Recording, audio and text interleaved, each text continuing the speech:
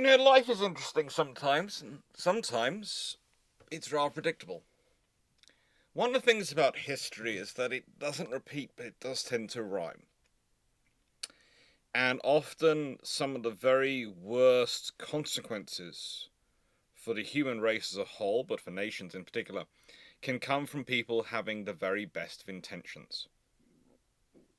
And that sounds like a terrible thing to say, and really, as a historian, I sometimes hate myself for being quite so cynical. I do. Because today we're talking about the leadership of the 1930 London Naval Treaty. And honestly, there was never a treaty before or since which was filled with so many people who were so ardently focused on achieving peace, on bringing peace to the world, on making the world peaceful. Unfortunately, their methodology of approaching peace, their methodology of trying to make the case of peace, was to try and ignore the realities of war. That's it. They believed that if they made it impractical for them to really seek out war against each other, then no one would seek out war. It's an act of hubris. It's a legacy of the Great War as it was fought of at the time, World War One as we now think of it, and it's one of the contributions which leads to World War Two. In fact, you can argue that this very peaceful treaty, this treaty which is designed to make war impractical, is a major cause for World War Two, being a world war, being as horrific as it was, because fundamentally, it, along with various other domestic decisions, both French and British, but also American, and by the major, I would call them democratically inclined powers at the time.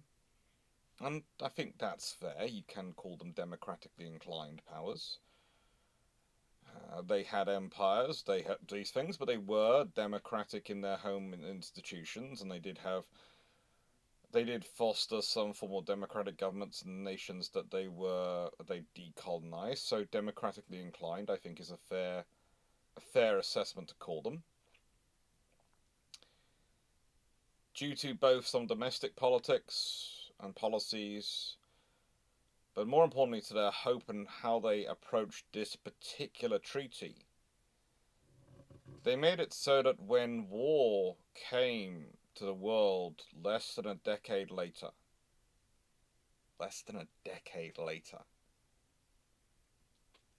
their nations were fundamentally unprepared for it. And the argument goes is you cannot deter from a position of weakness. You cannot deter conflict from a position of weakness. You cannot manage conflict from a position of weakness. You have to be strong and you have to be confident. Strong in yourself and confident in yourself. You don't have to be the strongest, but you have to be strong and confident in yourself. We've had our own lesson of this in recent times, where we have seen the issues that come with relying upon others for your conventional deterrence, if not your strategic deterrence. We're seeing the issues which come from having forces which are focused around policing, around security issues, insurgency, when a peer threat comes into view. And the thing is, as humans, we like to believe we evolve out of peer problems. We like to believe we get away from the schoolyard. But the reality is this. Almost every generation is going to be full of some leaders who are gamblers, who are going to push it, and who believe that they can get away with things. Because if you look at some of the people who become leaders in the world, there's always at least a few who believe that they are there by virtue of God or virtue of natural right to lead, or they're cunning and smart and everything has always gone their way and therefore that will still go their way. In other words, there are always leaders who believe their own hubris, who believe their own wonderful story about themselves and their capabilities. There's always some. There just are. And these leaders consistently are the ones who tend to plunge us into conflict. They will do it by two means. One, they will gamble that no others will respond to them when they try and do something which, frankly, is out of the line of normal national international relations. Or two, they will believe that they can stop someone doing something out of line of normal international relations from a position of weakness. They can do it by sheer force of character and will alone. Yeah.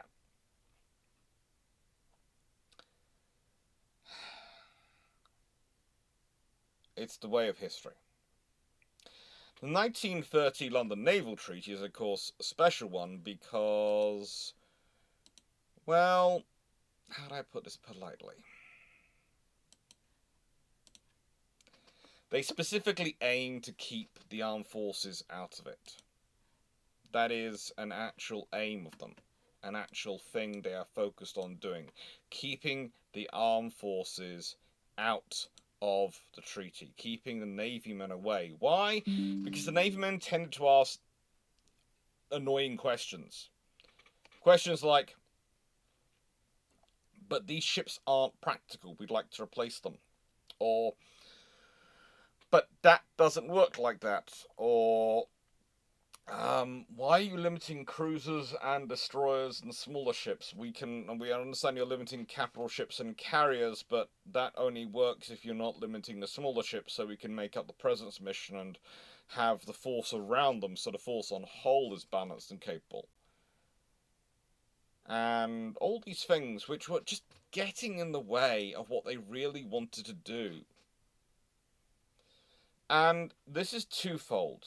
This is both America and it is Britain who are really pushing this. The French are also involved, but that's because the French really don't trust Britain, they don't trust America, and they don't trust their own armed forces.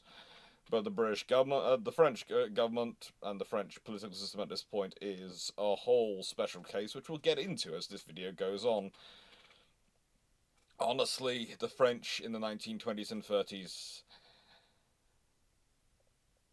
calling them a functioning state at points is an interesting thing. And let's be honest, the people are functioning, the country is functioning, the politics is just... it's a sideshow, it really is. It's a sideshow to the nation.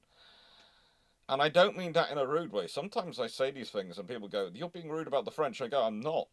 I like the French as a people. I have many French friends. But their governments in the 1920s and 30s, go have a look at them and see if you consider them actually a governing politics, where the politicians are actually caring about their country and actually pushing it forward, rather than just stroking their own egos and playing musical chairs. The trouble is, as bad as that is, we have the American and British governments. And well... Ramsay MacDonald and President Hoover. They have a fun view of the world. Neither wants to spend money on armed forces. Both believe that as long as there is a peace and agreement and friendship between them, then there is no risk to either position, to either status. As long as they work together, they can decide the fate of the world. The two most powerful political blocs, America and the British Empire.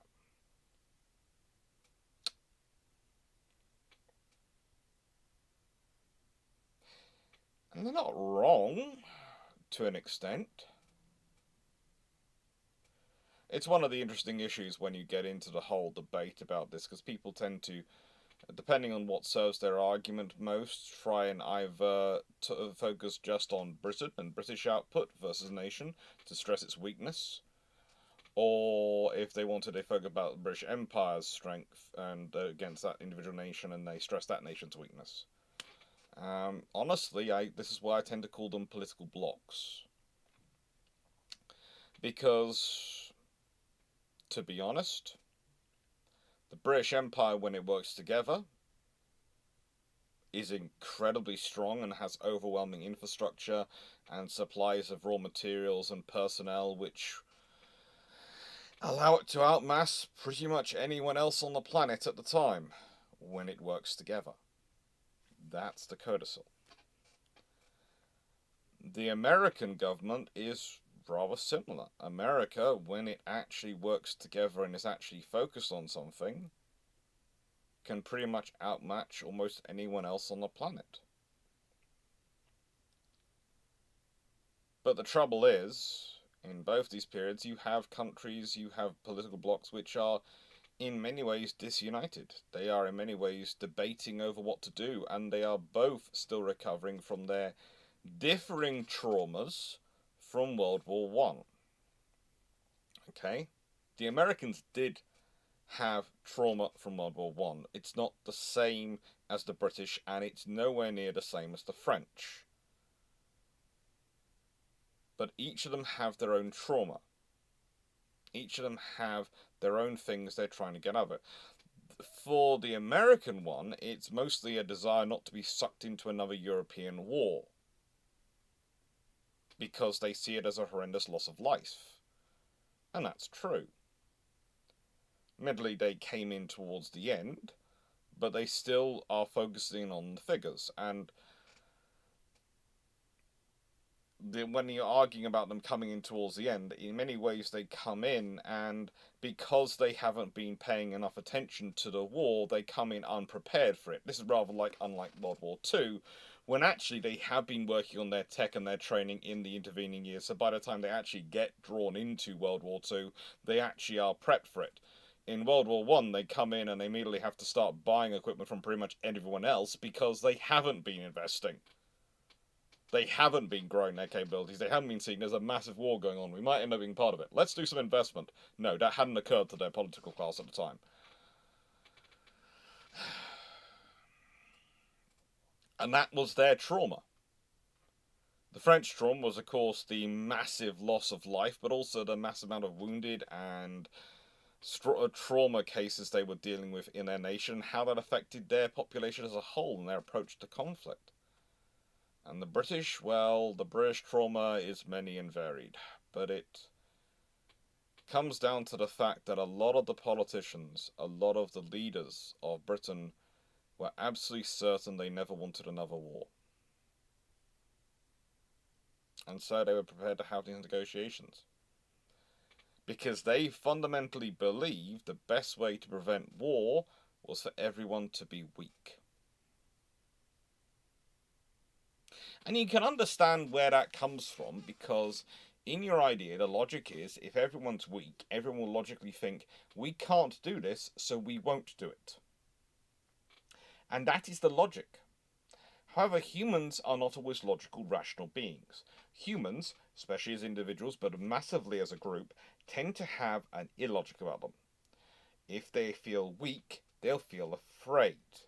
If they feel afraid, they react out of fear.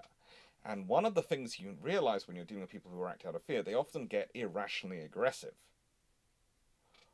Alternatively, there might be that if they are smaller than you, they might feel if you're more powerful and you're weak, that is their opportunity to redress slights which they've had happen to them because you're currently weak.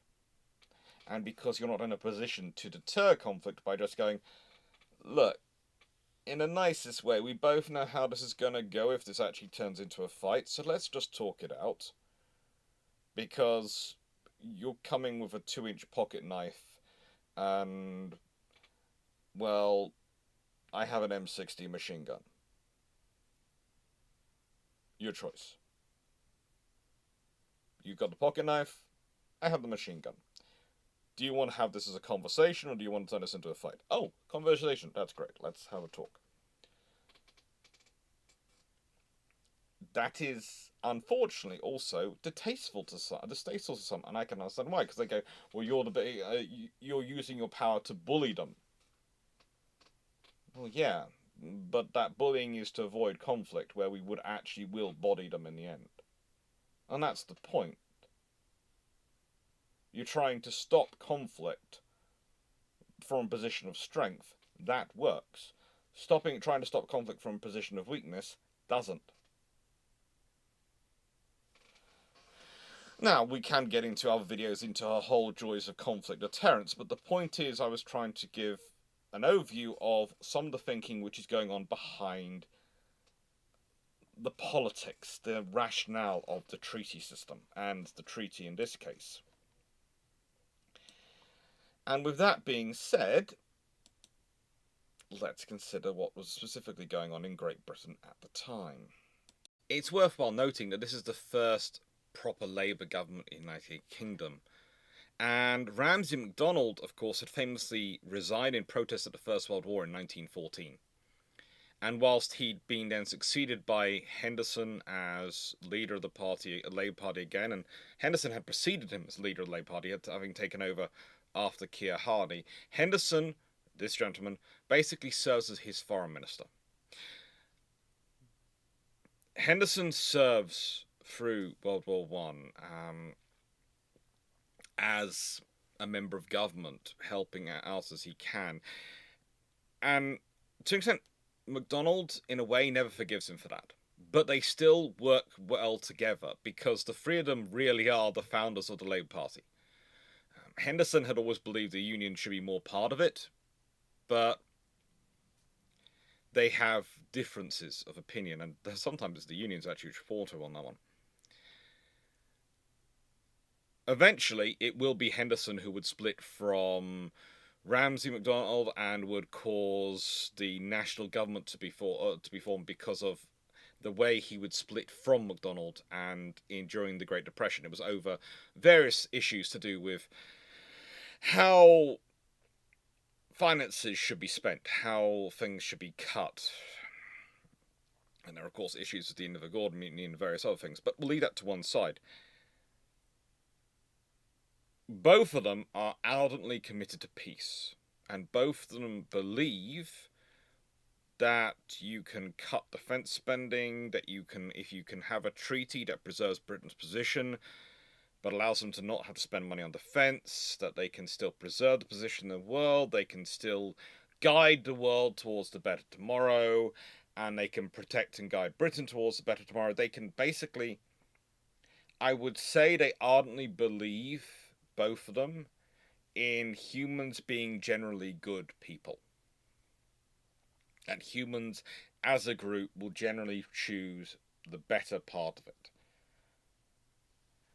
And again, I don't agree with them, but that's because I'm a historian and I spent my life studying humanity, and I would say whilst individuals can be good people, and occasionally you can have good as a present world, when you're dealing with large bodies of people, the selfishness tends to outweigh the good, and the selfishness can affect their perspective and what they perceive of events and things, and that can then guide policy, which is definitely not good. But they honestly believed in it being better. And so you have a Great Britain which is led by a group of individuals and a political party which wants to set the world alight, but with peace, with building a better tomorrow, a better future, a better world. And who ideally would prefer to be spending their money on things other than defence. They really would be. Then we have America, under Herbert Hoover. Now, Hoover has a problem. He doesn't want to spend money on defence either. He really doesn't. But he's promised parity with the UK. And this is what leads him to these issues. Because parity with the UK, parity can mean very different things. And this is where I have this great quote from Conyers Reid, which is a great article to go and track down if you want to go read it. It's More Light on the Naval Treaty of 1930. Proceedings of the American Philosophical Society from 1949. And it's a really interesting thing when we talk about the London the naval treaties, as how the perception of who won the treaties changes over time depending on your perspective. It really does. And many people felt that the British governments won the naval treaties, if anyone can win them, in terms of the 1930s ones, post-World War II. They really did think it. They felt America probably won the Washington Treaty overall. And I would always say, actually, the nation which probably wins the naval treaties more than anyone is Italy, but we'll leave that to one side. The requirement came as parity between the US and Britain on submarines and destroyers could only be achieved by large-scale scrapping on the part of the US, and this could only be predicated on an equally drastic action by Britain regarding cruisers. As he estimated it, the total cruiser tonnage of Britain in service, in construction, and authorised amounted to 402,800 tonnes, as against a total of about 300,000 tonnes of the US. The gap, as Stimson observed, was a wide one, hardly to be bridged by the mere application of a yardstick. It became therefore a question as to what the level of parity in cruisers should be in a world. Would the US have to build up, or would Britain scrap? This, as Stimson observed, was the issue on which the Geneva Conference had founded. And this was a big problem, because the British didn't wish to scrap their cruisers because they needed them for their empire, for the global maritime trade, for all those things they're having to support. And the Americans really didn't want to spend any money on their cruisers. The American government. The US Navy did. The American government didn't. And that's the catch-22 of this. This treaty comes about from a search of peace, but also from a position of searching for saving money, because we don't need to spend this money on defence, because we're not going to need it. We're talking about a Britain which, not only in 1930, when we're talking about this 1929, is 9 years away from World War II breaking out, but is actually 2 years away from the 10-year rule officially being ended, and 7 years away from it actually ceasing to be a problem for defence spending in terms of the Treasury's power. 2 years away from the 10-year rule going, and they have these grand visions. And to me, that shows from both the American and the British perspective, when we consider how quickly war ends up coming, that making treaties based on a certainty of the future, that's a problem. But it serves their interest too. It serves their beliefs too. It serves what they want to do. And for the Americans, it's more important they have parity. They don't care about the reality of it. They care about the image of it, especially the politicians, that they can portray it as parity. It's rather like the arguments we currently have over percentage of GDP being allocated to defence spending.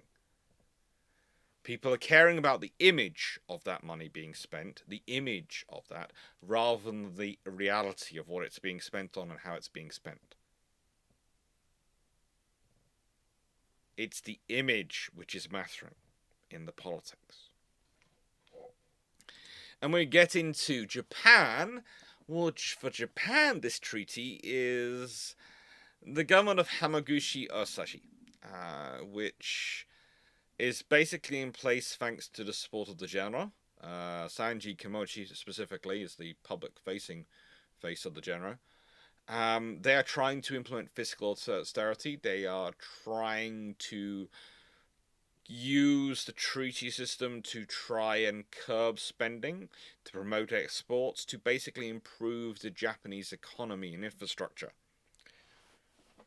Which in many ways was not about providing long-term peace, but about improving the strategic position of Japan vis-a-vis other nations.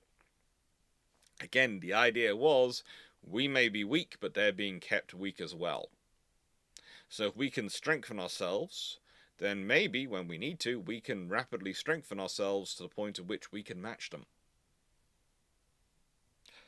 Which is a very bad calculation to make, but It's also the only calculation they can make because the treaty system had specifically set them up to be as weak as they could be.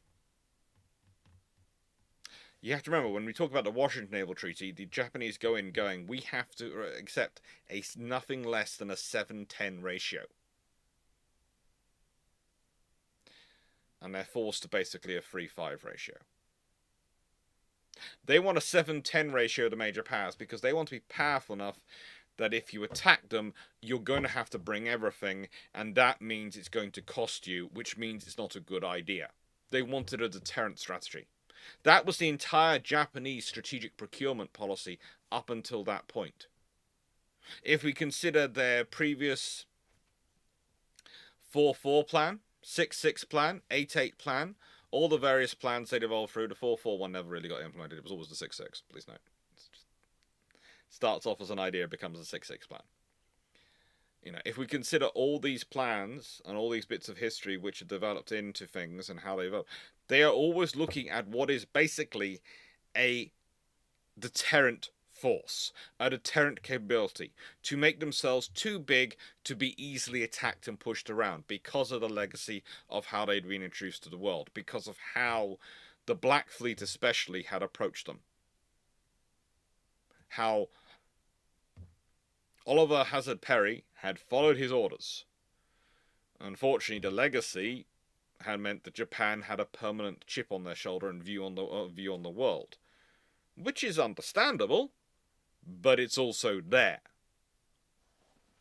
It's kind of like when you're dealing with an individual human who's got understandable trauma in their past.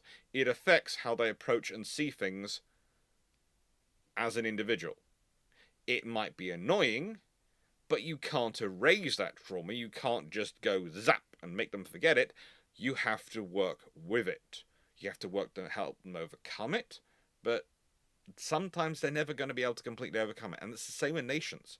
And when you've added in other things, like the phrasing of the Washington Naval Treaty, like the fact that because of their apparent instability, the British were very happy to use the Washington Naval Treaty as a useful excuse to get rid of the Anglo-Japan Treaty, you have pulled the rug out from underneath them multiple times in this discussion. You have kept reinforcing the trauma, you haven't assisted with it. And yes, those things were all in your national interest. So it's to be expected you do it. But sometimes it's slightly better to go a different way. It's like with the advantage needed was guarantee of at least 6-6, a certain number of ships of superiority in terms of battle fleet. Well, the answer might have been to go for a 7-10 ratio, but Britain and America have 20 capital ships rather than 15. Because they go for a 3-5 ratio and they end up with a 6-ship superiority in numbers. 2014 is still a 6-ship superiority in numbers. And it's not as if Britain and America didn't have enough ships sitting around they couldn't have maintained a 20-ship fleet and slowly rebuilt up to it, but they didn't. They chose to save the money. They chose to drive things as low as they could do. The idea was that would secure peace. But ultimately, it makes everyone feel afraid.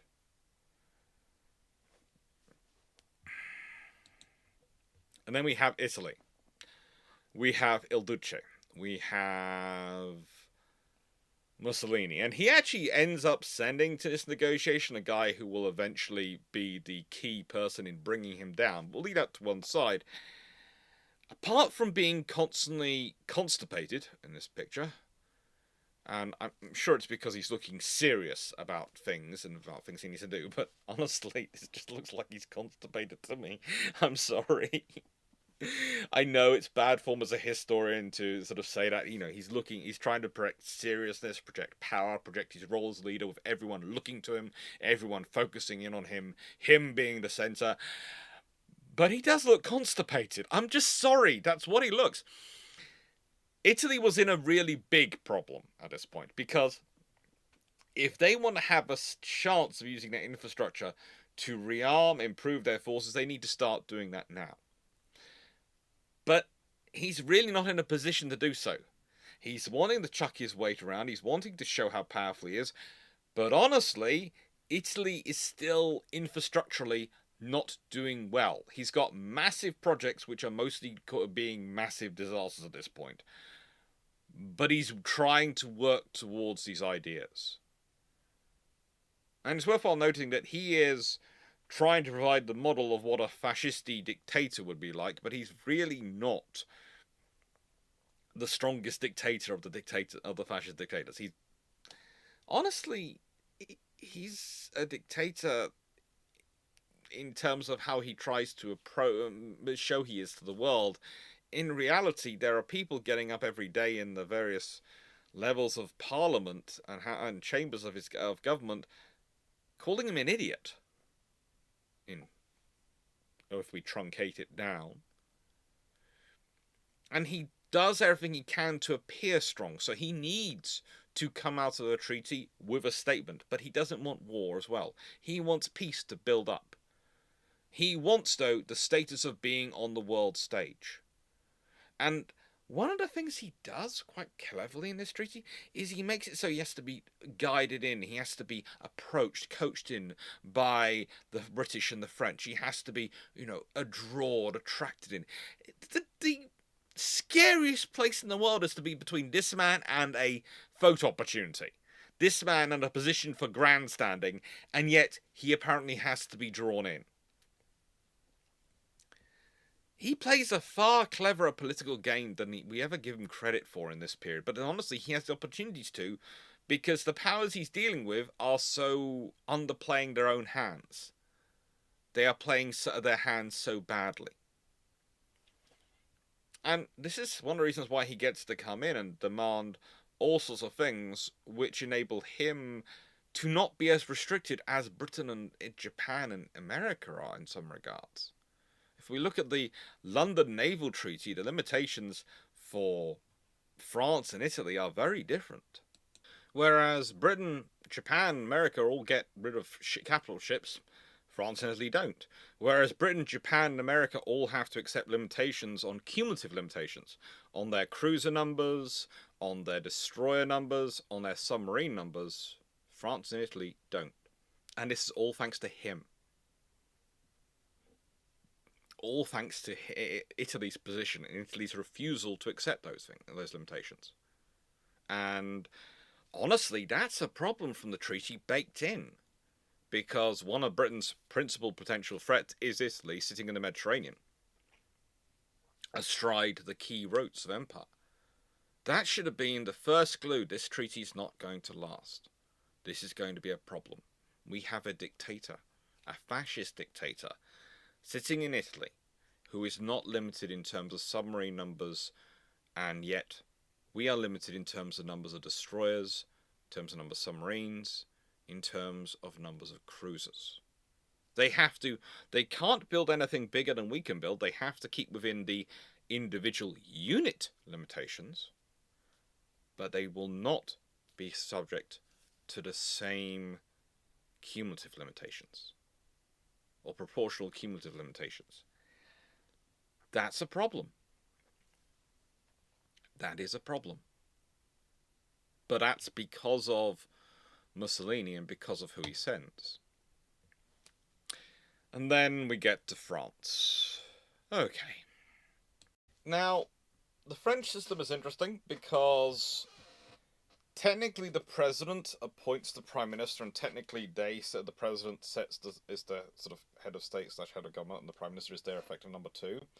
Because the prime minister, though, has to have the support of the National Assembly for their operation, for their work, they tend to also be the leader of the largest party in the National Assembly, and if they are all the ones who select and propose the government around them, and so if they lose the support of the National Assembly, they tend to get voted out and all request a resignation, and then the president has to appoint someone else. So it's an interesting system. We'll leave that to one side. If we consider in this period, when we're having the negotiations, okay, or we could even talk about, while Gaston the Mayor is president, he will have, in terms of prime ministers, 11 different governments, with 9 different persons holding the position of Prime Minister, of which only 4 times, and, well, 3 of those individuals will actually be from his same political party.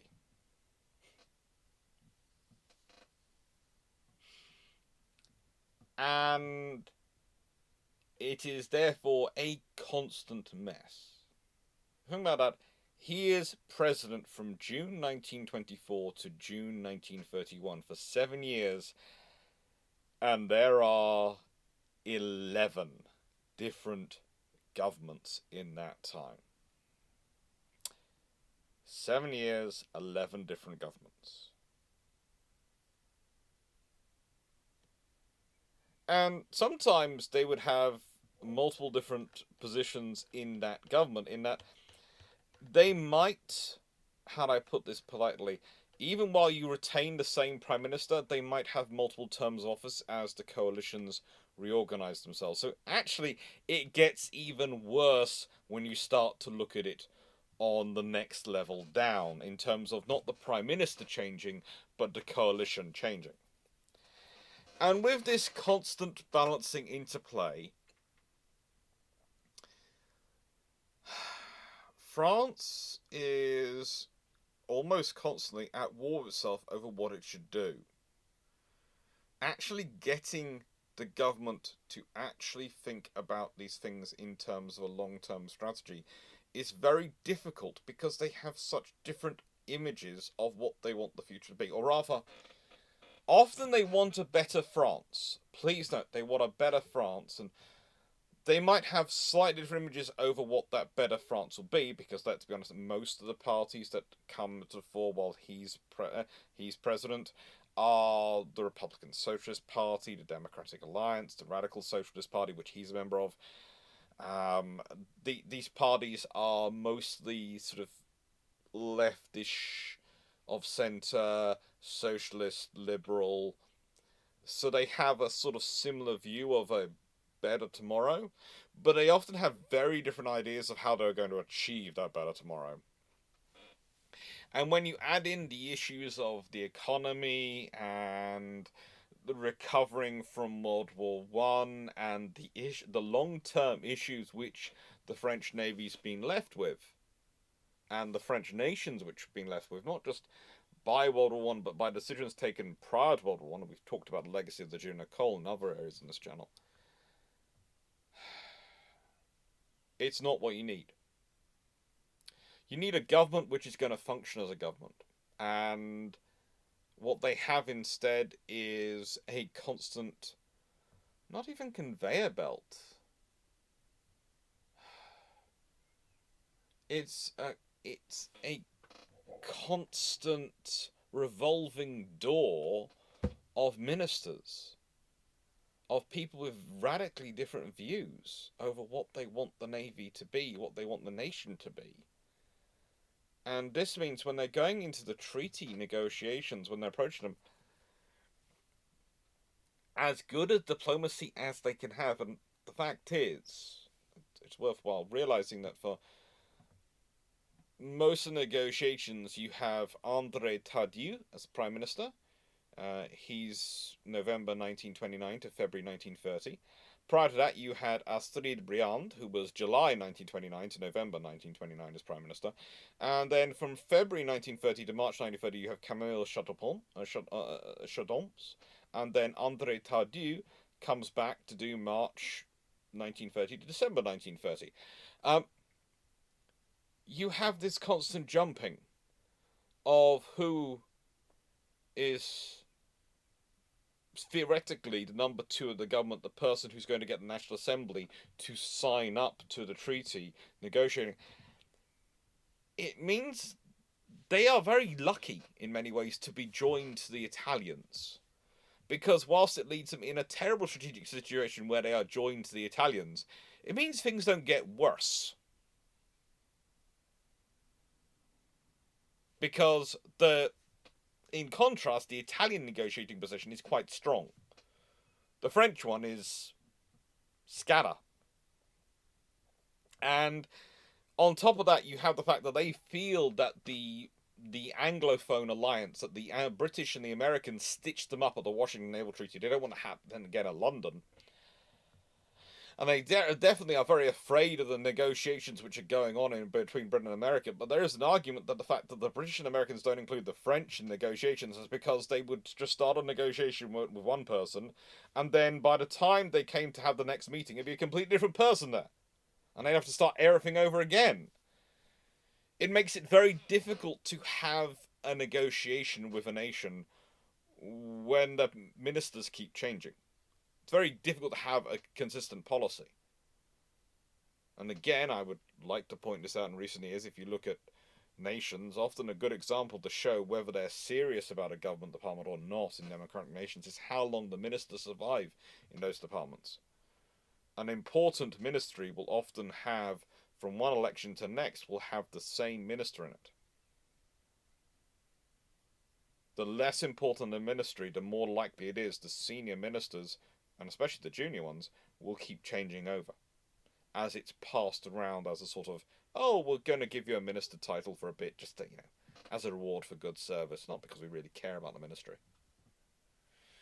But with that being said, having discussed the background of negotiations, we're going to get into the actual negotiations after the Shameless book plug. So, right, this is always the part where I get to say thank you to you for supporting the channel. Thank you for liking, sharing, subscribing, helping the channel grow, for pressing that subscribe button, which will be about roughly down there, and preferably sticking it on a filled-in bell, so then you'll always know, especially if you've got notifications turned on when videos go up. And that really does help content creators, not just me, but everyone. And we're all content creators. I'm a historian who's a content creater, but there's some people on YouTube who do different things.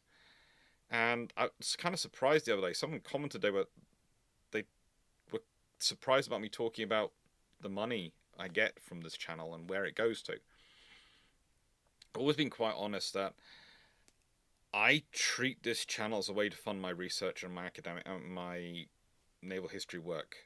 And so instead of me having to work those 3 days of the week, I can basically go, right, well, I get enough money in from here that it'll pay for the books, and I've earned enough to pay for the food and my bills this month on the other days doing consultancy work and other things.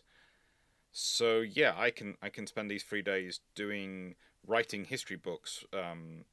I can spend these 3 days recording videos. I can spend these days spreading naval history out, and that's because of you.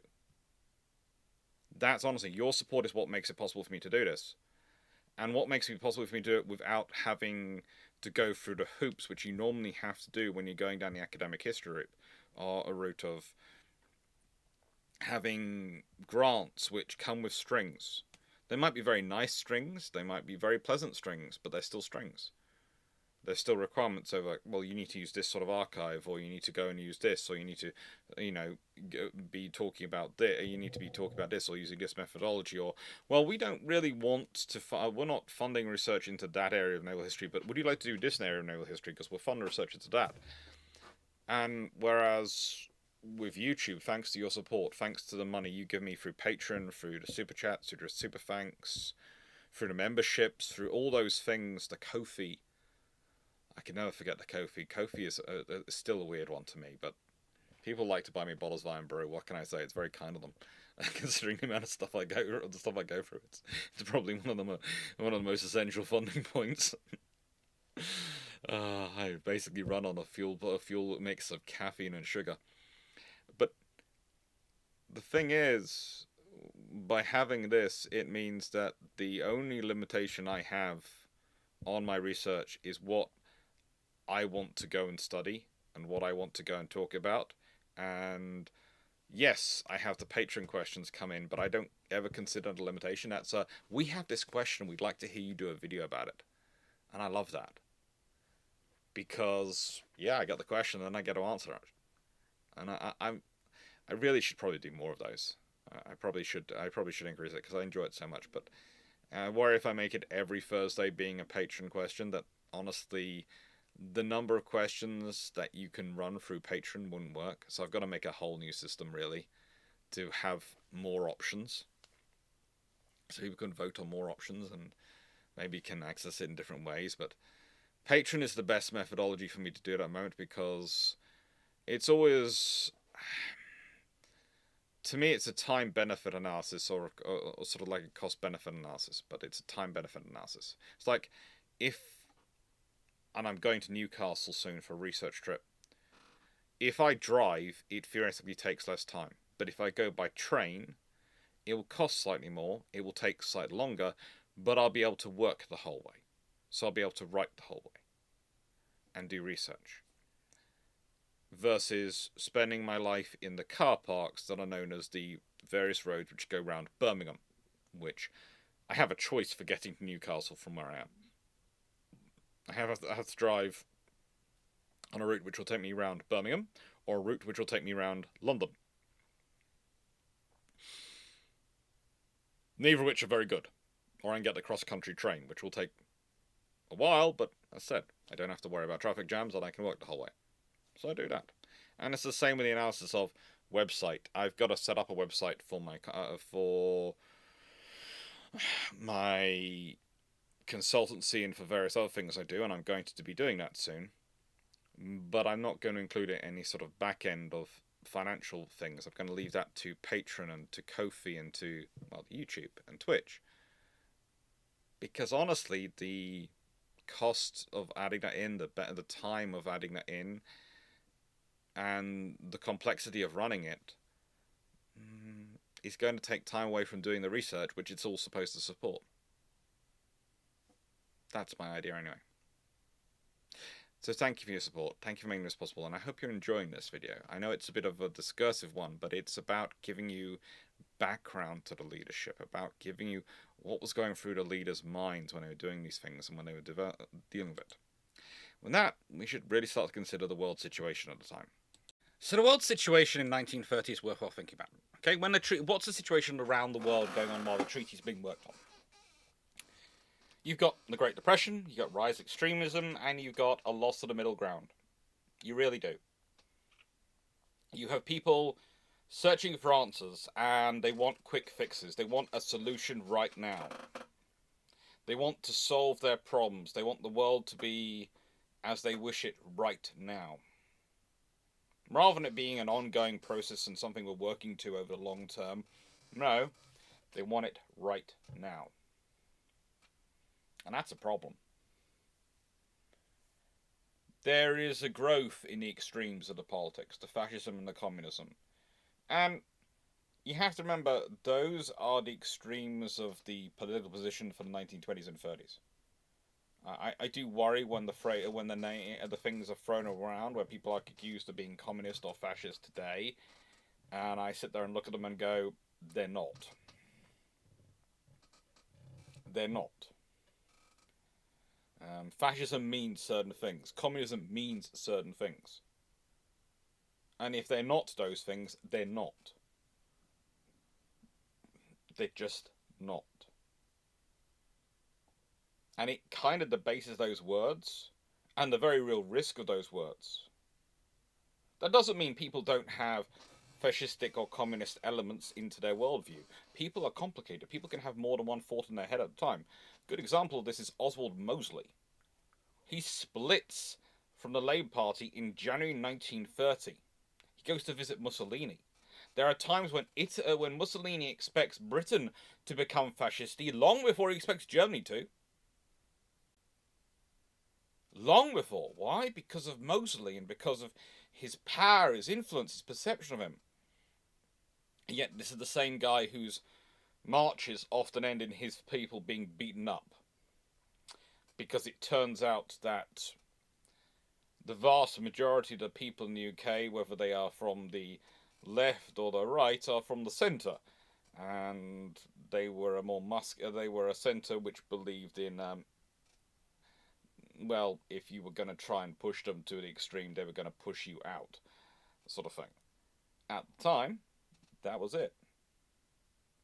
You know, the British and the American politics are often focused in on, because of the way parties use them, etc., and because they're two-party systems and these issues, and that is, there is a real truth in that. There's a real problem there.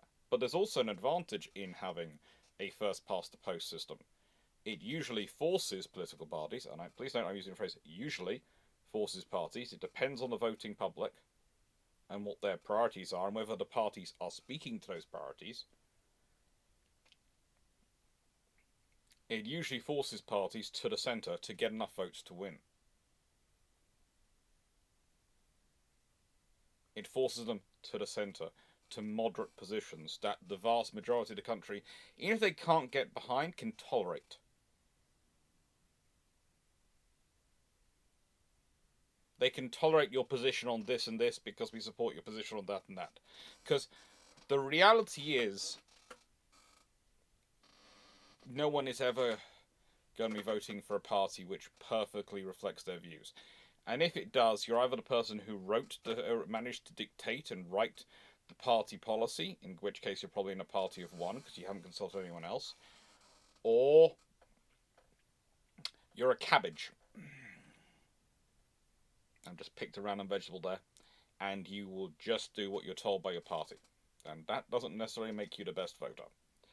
Because you've picked a party and now you believe whatever they tell you to believe, rather than thinking about the positions. But I'll leave that to one side. There is also, of course, the various people in America. There's the American Nazi Party was a really intriguing example of how not to do foreign policy and how not to try and do a foreign influence operation. It was more concerned with enriching itself than it was concerned with actually spreading Nazism to America, but it certainly did some massive parades. And then, of course, you have the various communist parties. William Z. Foster, the American Communist Party leader, got a stamp made of him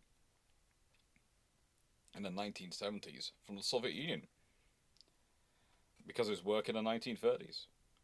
And Walter Wall Hannington,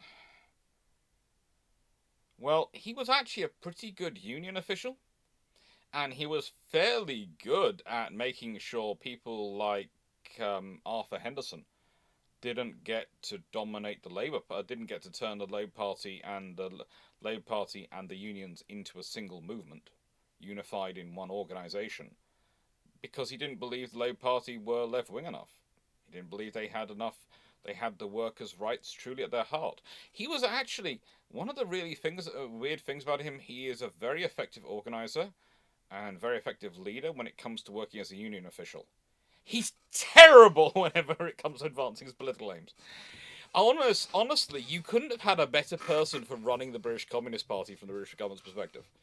Because he always looks like a winner on paper because he does so well as a union leader.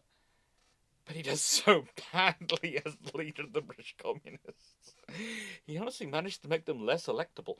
It's completely counterintuitive, but also shows that experience and being good in one thing doesn't make you necessarily good at another thing. Being good as a union official, campaigning and leading within a union context, within a workshop workfloor context, doesn't make you necessarily good at winning the support of the people on the streets and the public election contest. It's one of those things also when we hear about people going, I'm a great businessman, so therefore I'll be a great politician. No. You think you'd be a great politician, but the skills don't transmute across because, well, to be an elected official, you have to get people to voluntarily vote for you. You're not paying them. You're not providing them with stable company and employment, which tends to give them a bias towards following you. You have to actually get them to follow you of their own free will, and you can do that. It's more complicated. It is a lot more complicated than it is to get how do I put it, to run a company. In that regards, it's most political parties at their base point are voluntary organisations, where people volunteer to be members, where people volunteer to give their time for delivering leaflets, for knocking on people's doors, for talking to people, for standing for local council and all the other levels of government you have. And as such, you have to be able to motivate those volunteers. And I would say the lesson from this period and the lesson today I would argue for modern politics is that you forget about that volunteer basis of the political parties at your peril. You forget about the volunteers at your peril because they can go and volunteer elsewhere. If you ignore them, they can go and volunteer elsewhere. They can go off and do other things. Or they can just not give you their time. They can not help you out. They can just stay home. They can just stay home. And the thing is, there are issues in Britain with leadership, because I'm now going to add in someone else. Albert Victor Alexander, who is First Lord of the Admiralty. And this would be his first tenure in the post at the time. He would also serve June 1929 to August 1931, and May 1940 to May 1945 during World War II, and then from August 1945 after the election to October 1946. And it's during this period he sides with Henderson, so he is one of the people who withdraws from government in August 1931, which almost does bring down MacDonald, but he forms a national coalition government with the help of the Conservatives. But he is another person who honestly believed in peace and was putting forward things which would, in World War II, you must imagine his perspective, because he's now Lord of the Admiralty, First Lord of the Admiralty, not Sea Lord. He's the political head of the Admiralty, and must be sitting there going, so I stopped the destroyer build in the 1930s with my treaty plans. I stopped the cruiser build in the 1930s with my treaty plans. I stopped the submarine build in the 1930s with my treaty plans. And I got rid of capital ships without their replacement in the London Naval Treaty. And I didn't. Well, even though the various officers in the Admiralty were asking for me to argue for an increase in allowance on aircraft carriers, I vetoed that. Yeah, in World War II, that must have been a man who was sitting there the whole time thinking, so if I'd had those ships, or at least that's what I hope he'd be thinking. I hope that'd be in his back of his mind every time he hears of a loss, every time he hears of a disaster, every time he's in there weighing a decision where we don't have enough ships for all the tasks they need him. I hope in the back of his mind he was thinking, these are where those ships which I cancelled before they even existed would have been really useful. Things like the Surreys. But history is history. And Ramsay MacDonald managed to take the lead of the London Naval Treaty quite succinctly himself, because it was negotiated in London. He'd gone out to do personal diplomacy in America to get many agreements in place, especially the definition of parity. That was the important thing, the definition of parity. We're talking about that, and there are compromises. He's managed to get a lot of people alongside. He's managed to work with a lot of different personnel. But even though he brought people together, even though he got them around this idea that, we can make peace, we can make lasting peace by making restructures, we can make savings which can allow us to invest in these things and allow us to manage these problems we've got. He's got the scenario that his vision doesn't necessarily align with the others in his party. His vision doesn't necessarily align with the consequences his party is facing. And as he's relying on more and more of these people to try and bring people to him, to try and work, especially Henderson especially is going out around Europe, but he's relying on others to go and do the work with him. He's having to make more and more deals. And ultimately for MacDonald, that's going to be the problem. That's going to lead into the split of the party, making the deals and negotiations necessary to make this treaty take place. To enable a treaty to go through that's going to extend the building holiday. And what's really fun is he does face a lot of opposition on the building holiday from his own party. Because, believe it or not, whilst the unions love peace, they do not love, well, what ships are going to be built in those yards. Oh, merchant ships. Well, they require different construction realities than warships. There's going to be all those people employed in manufacturing armor, all those people. Remember, all those issues Britain has spooling up for war in the Second World War when they have lack of armor production, a lack of armaments production, a lack of these things. All comes down to the fact that the construction holiday had lasted so long. Again, this comes back to the point I've often made that an equitable treaty system in terms of the Washington Naval Treaty would have been different and balanced differently, but an equitable treaty in terms of the London Naval Treaty would have involved some kind of constant limited production for all powers involved. Let's say across a 5-year period, if you're Britain and America, you can build 5 ships. If you're Japan, you can build 3 ships. If you're France and Italy, you can build 2 ships. Something like that would have been far better economically and would have been far more equitable, and also allowed them to all feel that they were improving their fleet a bit so wouldn't feel out of balance. But that wasn't what they were going for. These people involved in this, they all dream of peace, and they're absolutists in their approach to peace. They want the purity of it. And the purity is not doing any of this construction. For the American side, the negotiator chosen was Henry L. Stimson. And Stimson is powerful. He was a lawyer, a politician, a statesman, so many different things. He'd been the Governor General of the Philippines and a U.S. Secretary of State. Would be the former and a future Secretary of State for War. He had all these things behind him. And he was, in many ways, the absolute archetype of the Americans going for power. But he wants to get that power without actually having to invest.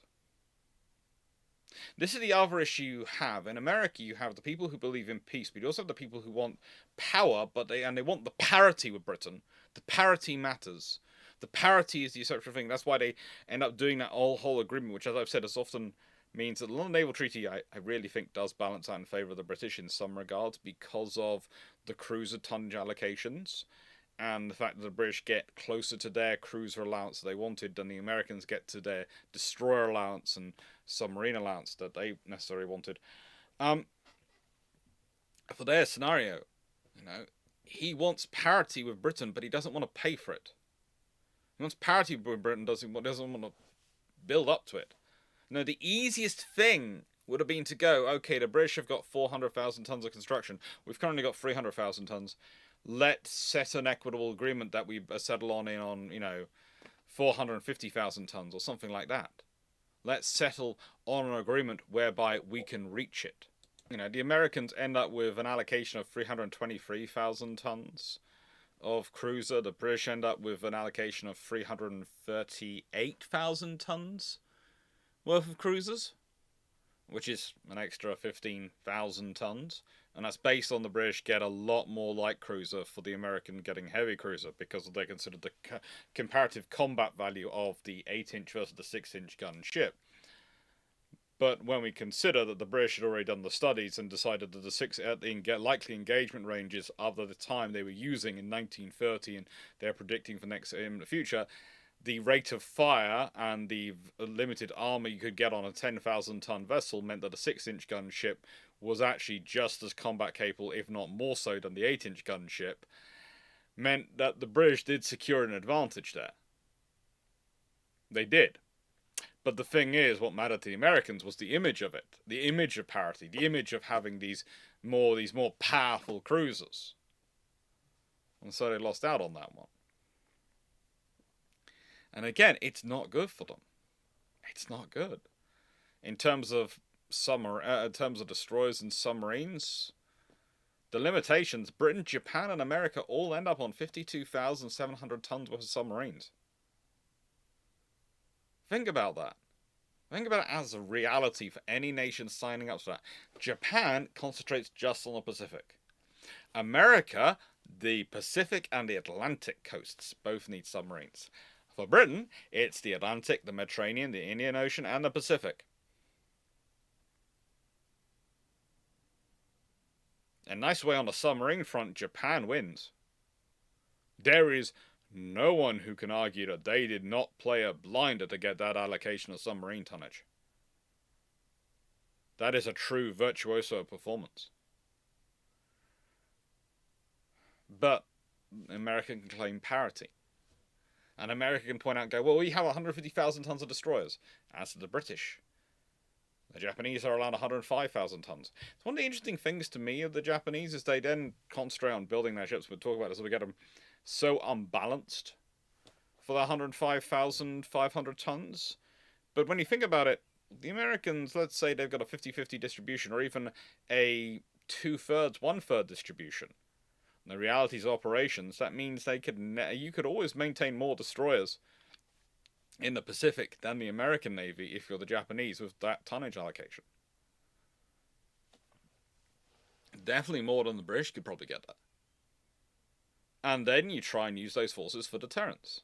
Because you go, well, on paper, we have all this force, so you have to listen to us. But you don't really have all that force because it's spread out around the world. It's not concentrated. It's not a force you can concentrate in that area. Because you have to have it in other places. By the way, that's a similar problem that we've been running into for the last 30 years since you had the end of the Cold War and people suddenly thought they'd won the world. And they no longer needed to worry about it. The fact is that you might on paper have overwhelming capability, but you need to have that capability at the places where you need it to be. If you can't have that capability where you need it to be, you don't have the capability. And it needs to be there pretty much all the time if you want to control events, if you want to influence events. And this then gives us to Japan's representative. And honestly, to me, this shows as much the reality of Japan as it does the reality of the situation we're talking about. Wakatsuki Rijiro, who is 64 years young at this point, he already served as Prime Minister January 1926 to April 1927. He's a career bureaucrat, and he really is a career bureaucrat. He'd failed to join the army. He has all sorts of interesting experience, but he also has an interesting background. He had actually, how do I put this? Whenever the militarists had tried to get rid of him, they'd had trouble. And at one point, when they tried to assassinate him, it was him and his aide who kept his bodyguards afloat because they couldn't swim, but he could. And this is actually when he's older. This is later in his life. This doesn't happen now. He's sent to fill the role of chief delegate and plenipotentiary, and he's very much going there to get Japan a strong position as he can. And yes, he has to give up things. He does. You know, the London Naval Treaty, of course, has a classic example. They all give up ships. Depending on who they are, the ships really matter. In the case of Japan, they give up Hiei, which is annoying, but also it's not exactly one of the ships they really count on. And they're giving it up for training purposes. That's their only ship they're giving up, and it's going to be turned into a training ship. In comparison, America loses Florida, Utah, Arkansas, or Wyoming. They weren't sure which of those two they were going to convert to a training ship, Arkansas or Wyoming. And Britain lost Benbow, Iron Duke, Marlborough, Emperor of India, and Tiger.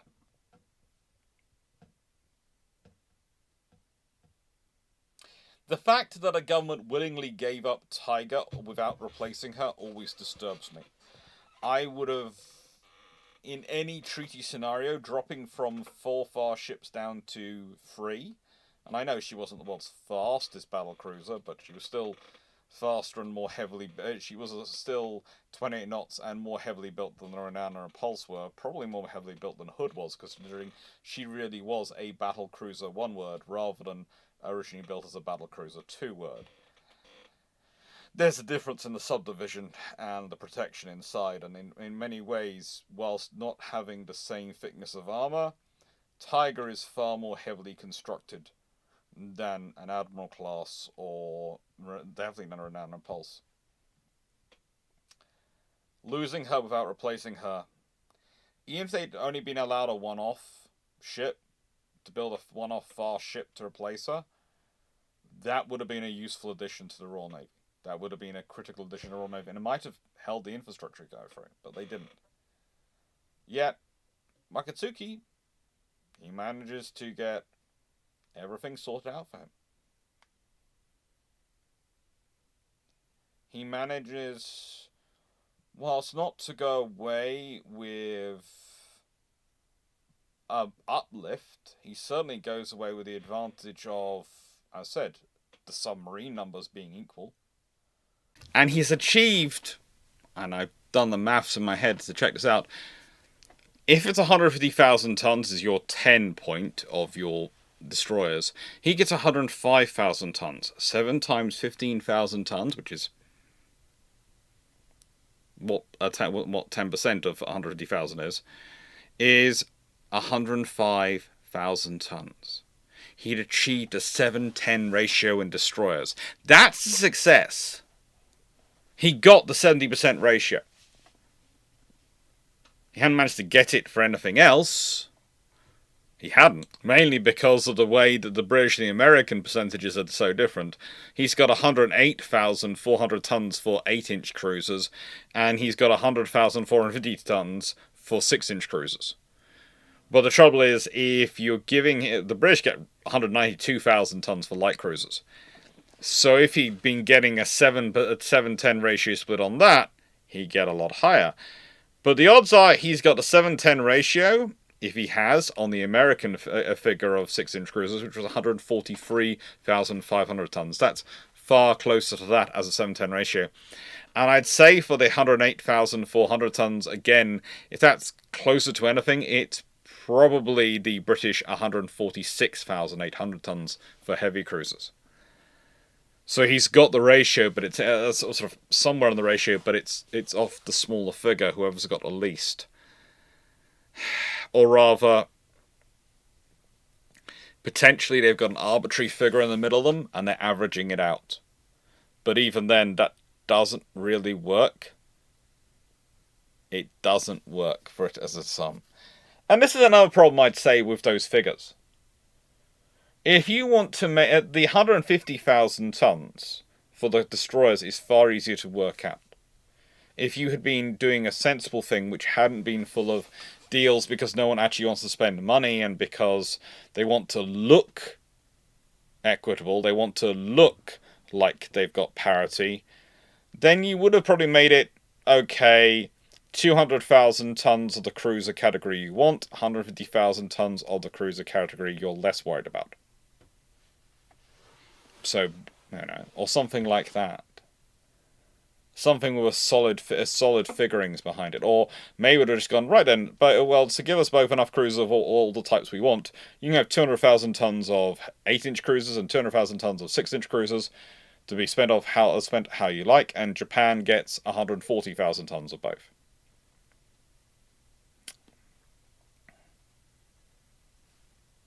That would probably have made life a little bit easier for everyone. But no one wanted to do that. The Americans didn't want to spend more than they were planning to spend. And that's what leads to a lot of the issues. And the British don't want to spend anything if they can avoid... the British government don't want to spend anything if they can avoid it. But still, he'd won on the submarines, and he'd achieved a 7-10 ratio for the destroyers. I think, honestly, he deserved all the rewards he got for doing this, because he'd done a very good job for the Japanese. And then we have Nino Grande. Now, I've already said I think the ones who win the treaties most are the Italians. He is the Minister for Foreign Affairs at the time, and he is also the person who would eventually... well, when the Allies invade Italy, he's the one who proposes that Mussolini be removed from power, and the king resume power because Mussolini's failed. He eventually has to leave Italy to go and live in Spain because no one wants him. No one wants him. You might disagree with his politics, I know I do, but you cannot disagree that the man was, as much as they ever are for politicians, a man of principles. And he knows exactly what he's doing when he opposes Mussolini. He knows exactly what he's doing. Now, he is an ardent patriot, and he is there for the strength of Italy. He's there to allow Italy to be powerful, to Italy to be strong. And that means two things. One, they need some freedoms to build up their forces because they don't have the infrastructure to be able to do a surge build should war be in the offing. And two, he absolutely has to hold France to parity. And that's true parity. Not qualitative parity, not image of parity, true parity. That's what he's there to do. And that's what he's going to do. And he does that.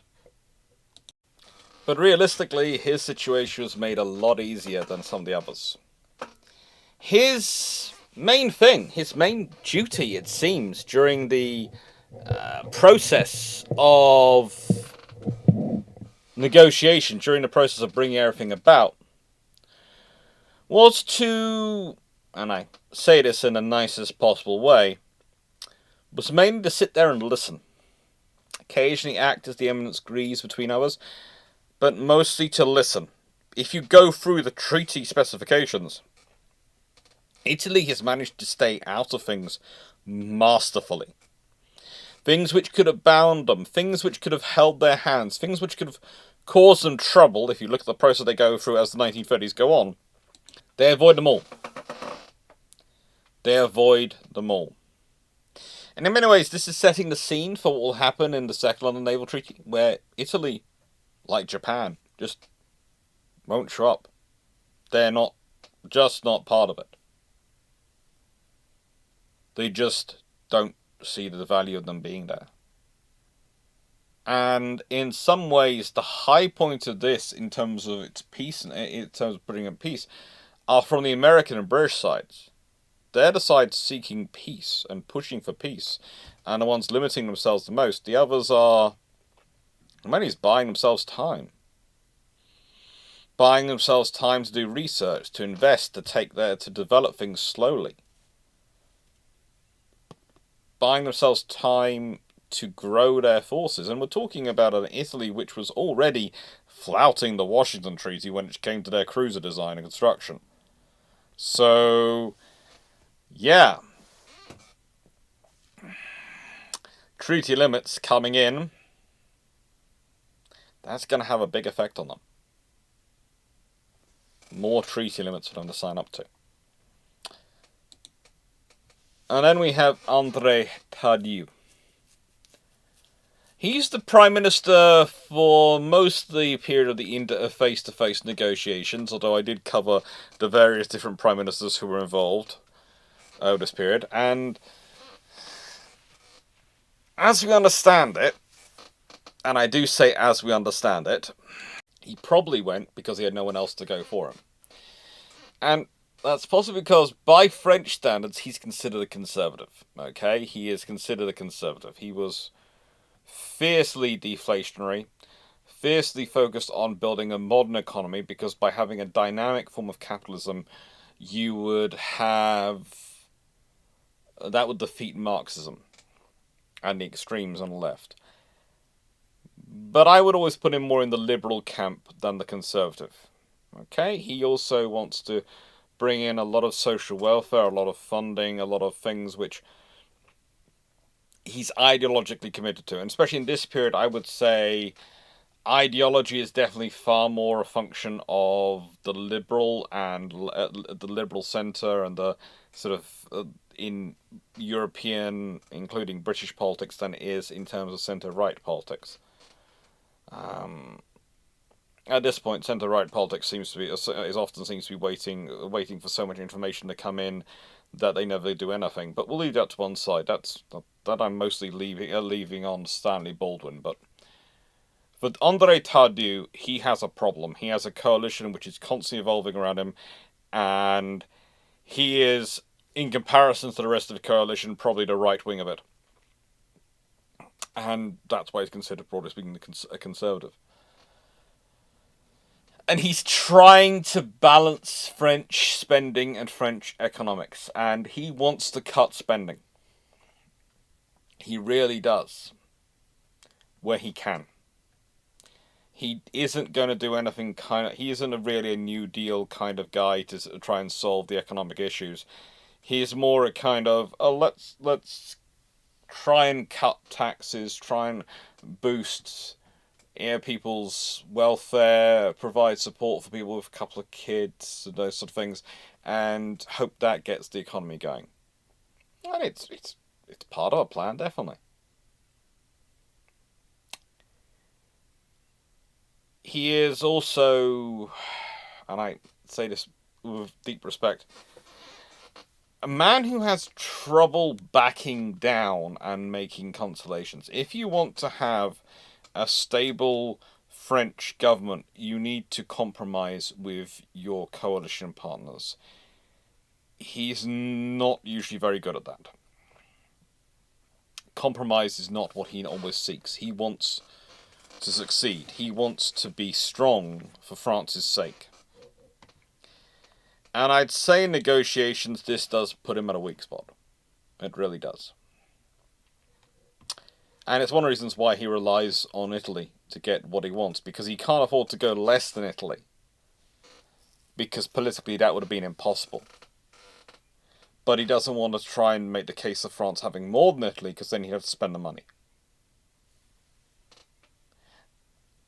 And he doesn't want to do that. So he is leaving France backed into a corner which had been backed into by the Washington Naval Treaty, which, of course, he himself and his president are both annoyed with and saw as a stitching up by the Anglophone powers, i.e. Britain and America. He felt that had been a stitching up by them. And yet, he doesn't do anything to change the situation. He doesn't push for more. He doesn't push for a greater capability of France. He doesn't push for anything which would require him to do investment. He just accepts what's coming his way and managed to get to build the Dunkirks and a few other things, but he's not really helped France out enough. So, let's consider something. This whole discussion is about the leadership of the 1930 London Naval Treaty and exactly what it was aiming to achieve. And the answer is peace. From the perspective of, if we're all weak, we won't go to war, and cost reduction, because we don't want to spend the money.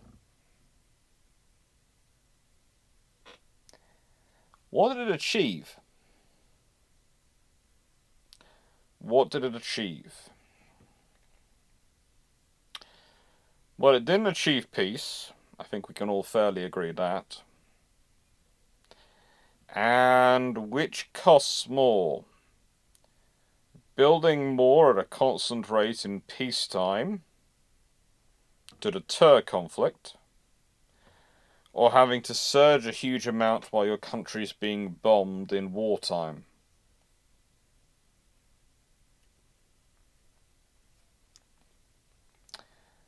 So by that stretch, it doesn't save money, nor does it bring about peace.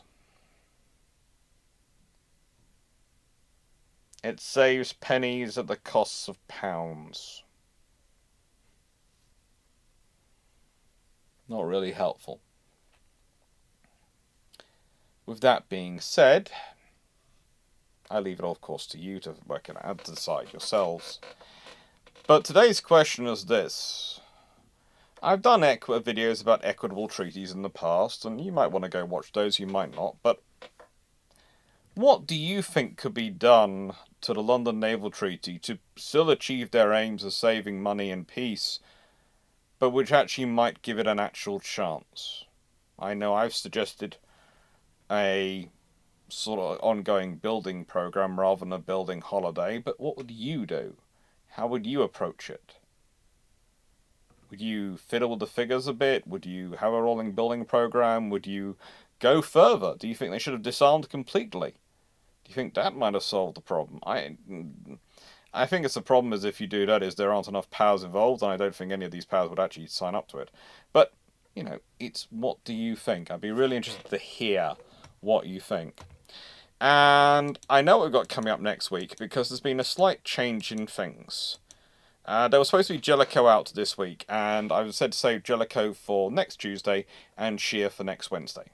So you have them one after the other. And that was honestly because I saw all the VE stuff going on, all of that, and I thought it's just going to get drowned out and never going to get anywhere in the logarithm on YouTube or anything because it's nothing as with what's going on now. And I'm not going to do it to John Jellicoe. I'm going to record a better video. I'm going to make it better. But I'm also going to do it in such a way that it's done properly and that other people actually see it when it goes out. So thank you for watching. Hope you enjoyed. I know I haven't advertised this till we get closer to the Saturday, but that's because, honestly, I was saving it to for when I had this shirt. Anyway, I better finish now. I've got to go off to something else. But thank you very much for watching. Hope you enjoyed and take care. Oh, and if you like the video, please do consider liking, sharing, and subscribing. It really does help the channel grow. I know there's the button down there I've already pointed to, but it really does help the channel grow. This year's target is to try and get to 20,000 subscribers. And this year's target is also to do, in November, hopefully after we get back from Japan, 5 12-hour streams and one 36-hour stream in a week to do 96 hours. Each of the 12-hour streams will be for charity, and the 36-hour stream will be for providing extra funding for the channel throughout the year to help it do some big projects. And my ambition is eventually to be able to do them all for charity. And have the channel having enough money coming in all times that it's always doing okay. But yeah, the idea is going to be to do 5 naval charities, and I've got to work out which 5 I'm going to pick. I have 2 who I'm definitely going to be picking. I think one of them would be a charity called Combat Stress, which I've done a lot of stuff with in the past, and I've always found to be a wonderful organization. But yeah, if suggestions for naval themed charities. I was considering doing some dog themed charities as well, but